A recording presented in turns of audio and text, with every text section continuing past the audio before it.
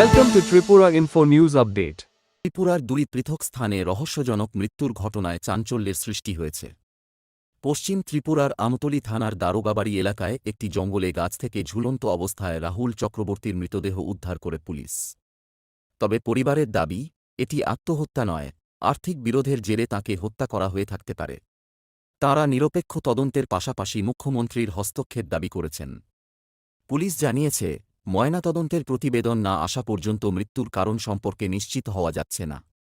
অন্যদিকে সিপাহীজলা জেলার মধুপুরে প্রায় 10 দিন নিখোঁজ থাকার পর পান ব্যবসায়ী নিবাস রায়ের মৃতদেহ তাঁর বাড়ির কাছের একটি পুকুর থেকে উদ্ধার করা হয়েছে।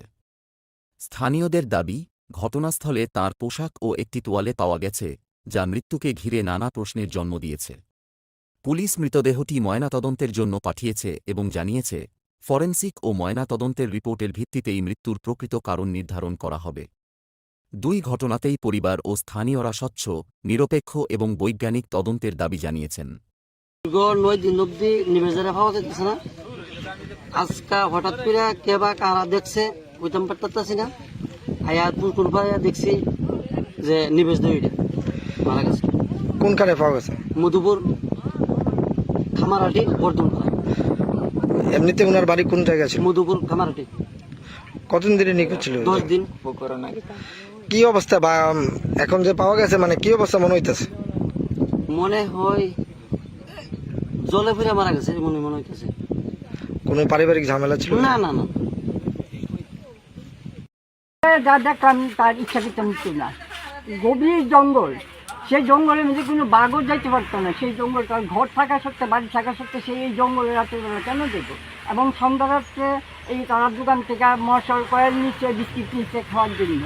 সেই ছেলেটা কী করে এমন জঙ্গলে দেখবো? ওর ঘর আছে, বাড়ি আছে, সব আছে।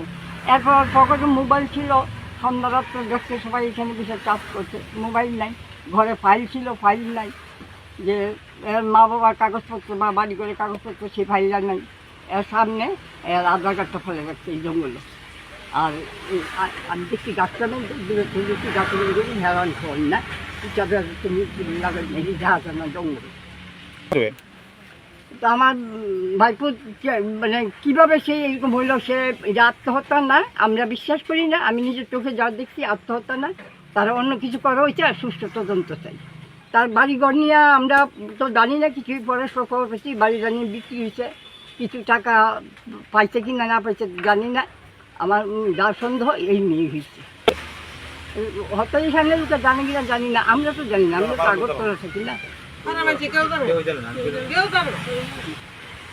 আর তার যেহেতু মা বাবা নেই, আমরা পিছিয়ে আছি দূরে, তার এর সুস্থ তদন্ত হয়। কে খুনি বা কে কী করছে বা তার বাড়ি কার কাছে বিক্রি করছে, এর ফাইলপত্র কোথায়, এর মোবাইলগুলি কোথায়? এর পকেটে মোবাইল ছিল রাত্রে 11টা অবধি এখানে বসে চার্জ করতে, এগুলি কোথায় গেল? ন্যায্য দাবি তো আপনারা আছেন সাংবাদিক, তারপর মুখ্যমন্ত্রী আছে আমাদের রাজ্যের, উনি যদি আমাদের যার সুস্থ তদন্ত করে দেয় তো আমরা খুব খুশি হব। বলতে পারি আমরা এমনি থাকতে, আমাদের কিছু করার নেই।